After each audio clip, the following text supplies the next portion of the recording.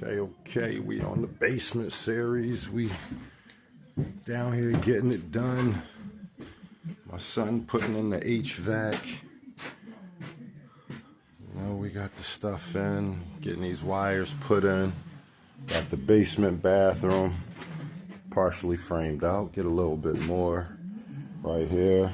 Gonna have the tankless water heater right here on this wall. It's gonna be the furnace over here. We're gonna have like those stacked washer and dryer, I believe, right here. It's gonna be a window over there.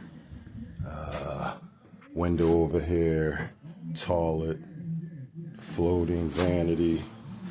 And there was a little mishap with that pipe, the placement of that pipe. So I had to make the bathroom a tad bit smaller. Long story short, I'm just gonna pour a little wet bed instead of using the shower pan we had purchased. I had to pour the last of the cement in there. So now I got to get all of this hit up right here.